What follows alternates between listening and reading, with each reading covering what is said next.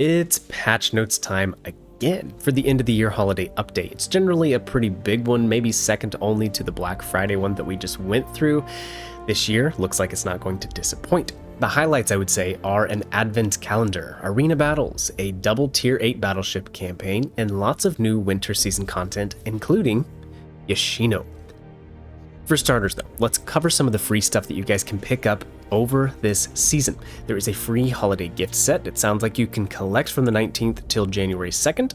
The free daily crate that you can pick up in the store, you can also collect a Secret Santa 23 crate along with it. That's for 2 weeks. And then finally, the advent calendar is going to be 3 weeks that you will have of prizes you can collect for completing missions.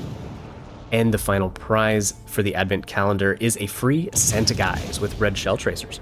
So nice to see some free things coming our way. Lots of ships coming as well, but the most notable one this update looks to me like the Yoshino. This is going to be a legendary tier IJN cruiser. Think Azuma with torpedoes. Big 310mm guns, large HP pool, and now 16 torpedoes, 8 on each side. They hit hard, over 20k per warhead, so this will be an interesting ship to say the least. Now, we don't know if Yoshino is going to retain some of the buffs that Azuma got, like the increased AP, pin angles, and accuracy, but we will know more after the update. I will say, though, this ship should be very, very strong. She's going to be available for winter shards. That is going to be a specialty currency during this update. Yoshino is going to cost 35,000 winter shards. That is a lot. Wargaming does say it is mathematically possible to actually get this ship for free without grinding, but the grind would be absolutely massive and take a very, very significant amount of time. If the grind sounds like too much or dropping money to finish it off doesn't appeal to you, there will also be the Tier 4 Premium Italian Cruiser Genova available for shards and or a Super 5 crate. So you don't have to grind all of that for Yoshino. There are several ways to earn shards. Going through the advent calendar, completing specialty missions for Marco Polo and Marlborough. They are weekly missions, more on that a little bit later. Arena battles, purchasing bundles that have these winter shards, and then finally Windrose bonuses. Yes, they are coming back. So depending on how many ships you have, you could earn quite a few winter shards. For instance, getting a win in a legendary tier ship will net you 150 winter shards. Now also, the conversion rate for global XP is going to be a little bit friendlier during this holiday season. Every doubloon typically gets you 25 global XP. Now it's going to give you 35 global XP. What kind of a difference does that make? Let's say we are buying the Stalingrad for global. That would be 80,000 doubloons typically, and during this update it would only cost about 57,000 doubloons. So if you wanted to trade elite XP for global, this would be the best time to do it. Still, it's very, very expensive. The new winter crates. Winter crates are getting a little bit of an update. Typically, a normal winter crate would drop Molotov T61 or the Hood at a very, very low rate, let me say. Now they're going to be buffed a little bit to have the California in there, Leone, Asaccio, Tiger 59 Scharnhorst, or the Mainz. Not the Mainz CE, the Mainz. More on that later. I don't have drop rates for that, but I'm sure that they are very, very, very low. Probably 0.01% for the Mainz, but we'll explain a little more later what the Mainz is. Finally, on to the campaign. 2 Tier 8 battleships are going to be battling for your attention in our typical 100 milestone campaign. The Italian Marco Polo. This will be a Regia Marina BB with SAP main batteries. They're 406s, so those are the biggest SAPs in the game. They pin 102mm of armor. I think they'll be quite powerful. I would also go ahead and predict a very, very long reload here though. So yeah, we'll see. The other option is the Royal Navy Marlborough. She has 16 14-inch guns. That is a lot of firepower. So a KGV with a turret configuration like the Plymouth. 4444. I mean, that is a lot of barrels, so it could be pretty interesting. And the HE shells get quarter pin, like they're German, so they will penetrate 89mm of armor. That is quite a lot as well.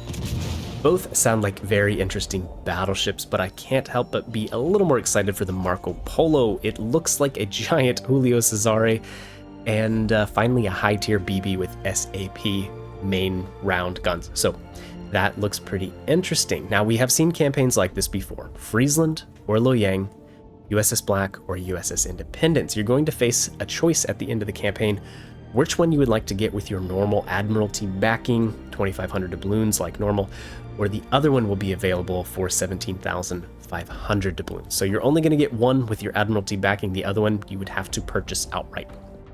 Other new ships that are coming. The Mainz. She is getting the same treatment as the Wichita. Now, there will be an altered stats version of the Mainz. Supposedly nerfed, but if you look at the stats, yeah, I don't think it's nerfed. The non-collector's edition Mainz is going to have more HP, up to 44,000, and it is going to be faster by 1.3 knots. In return, she does lose 100 damage per shell, and she has a lower fire chance for the HE shell. So, I mean, a significant nerf to the HE shells. Now, I've played Mainz a lot, and that is the basis for the video in the background, and yes, she's a nasty HE spammer, but she's an even nastier AP spammer. And unless someone is really angling heavily, you should be firing the AP. So the nerf to HE, I don't see as a huge deal, but now with, 1,500 more health or so, she has the 4th best HP pool at tier 7, and she goes 1.3 knots faster. So, if you didn't get the original Mainz, you now have the option to buy one that is, in my opinion, better. Moving on though, we won't dwell on this too long. An IGN-DD named the Kirasame will be the rarest drop in the Mega Santa 23 crates. It sounds like she has 3 different holes that you can apply. Kind of interesting, I don't know a lot about that ship. Other ships, the Elbing is returning for 1.4 million global XP. Also, there will be a winter version of 4 ships. The Georgia, it will be the Georgia W, the Maass W, Algerie W, and the Hyuga W. Georgia and Hyuga should have identical stats, I believe, but it's possible the tech tree ones, the Algerie and the Maass, will have some minor stat changes. I don't know that. We'll have to see when the update drops for sure. Other balance changes. AP shells for secondaries are being completely removed from every ship in the game. That is 27 ships. Most of them are IJN BBs. The devs consider this mostly a buff, and I guess if I think through their logic, perhaps it's because you have increased fire chances when you are, say, brawling with other battleships. Personally, I've had a Magi in some brawling situations, and I felt like the AP secondaries actually kind of slapped, but if I remember right, it was a cruiser that I'm thinking of specifically. So perhaps having all HE secondaries will be better in terms of fighting destroyers because you're going to have less chance of overpins, and also more effective against BBs that your AP shells would just shatter. Now they'll be at least having the opportunity to set fires. So interesting. Again, mostly IJN BBs and a couple battleships here or there like the Igneous Purgatio or whatever the heck it's called, the Nelson, some of the German low-tier battleships like the Kaiser and the Bayern. But yes, interesting balance changes.